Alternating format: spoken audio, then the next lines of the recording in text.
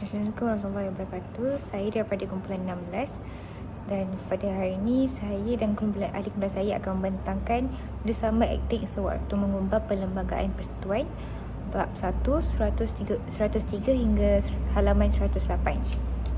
Seterusnya untuk ahli kumpulan Nur Amira Atika binti Abdul Razak, saya sendiri Nur Alia Fatihah binti Abu Bakar dan juga Nur Adila binti Amir. Jadi untuk pengenalan, saya akan ringkaskan sahaja. Saya akan membincangkan tentang kerjasama etnik sewaktu mengubah perlembagaan persekutuan. Jadi kerjasama antara kaum Melayu, Cina dan India memainkan peranan yang sangat penting dalam usaha mencapai kemerdekaan tanah Melayu. Melalui semangat toleransi, persefahaman dan perkongsian kuasa. Pelbagai etnik juga berjaya bekerjasama bagi membentuk sebuah negara yang stabil dan bersatu padu. Kerjasama inilah yang menjadi asas kepada pembentukan perlembagaan persekutuan yang digunakan sehingga hari ini. Yang seterusnya adalah kerjasama awal UMNO dan juga MCA. Kerjasama antara etnik mula berkembang melalui antara UMNO dan MCA dalam pilihan raya Majlis Pembandaran Kuala Lumpur. Kerjasama ini berlaku hasil usaha Datuk Razak Yahya dan H.S. Lee yang melibatkan kepentingan untuk bekerjasama dengan kepentingan bersama. Kejayaan yang diperoleh dalam pilihan raya tersebut membuktikan bahawa kerjasama antara kaum mampu mendapat sokongan rakyat.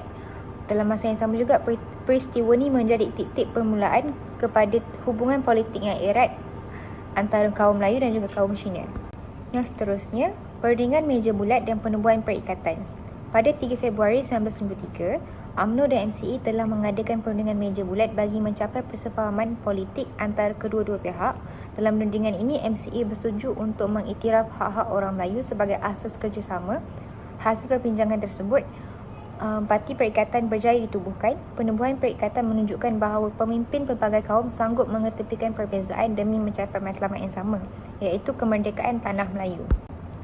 Seterusnya, konsep perkongsian kuasa dalam pilihan raya 1995.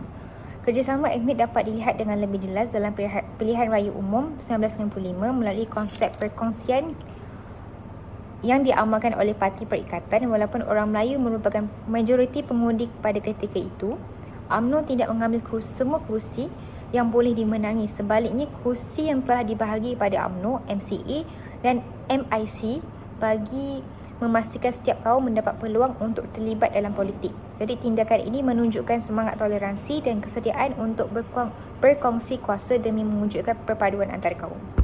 Kerjasama etnik dalam pilihan raya 1955. Yang pertama, perikatan meletakkan 17 calon yang bukan Melayu daripada keseluruhan 52 calon yang bertanding. Seterusnya, sebahagian besar calon bukan Melayu bertanding di kawasan majoriti pengundi Melayu. Selain itu, pengundi Melayu tetap memberikan sokongan kepada calon-calon tersebut atas semangat perpaduan. Keputusan pilihan raya menunjukkan kejayaan kerjasama etnik apabila perikatan memenangi 51 daripada 52 kerusi. Peranan jawatan kuasa perhubungan kaum dan sistem ahli. Jawatan kuasa perhubungan kaum yang ditubuhkan pada 1949 membantu mengeratkan hubungan antara etnik. Selain daripada itu, platform ini membolehkan pemimpin pelbagai kaum membincangkan isu-isu bersama secara harmoni.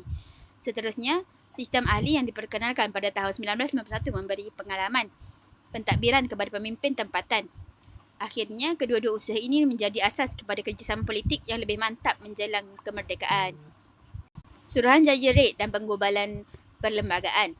Suruhanjaya Red ditubuhkan pada 1956 untuk menggobal perlembagaan persekutuan tanah Melayu.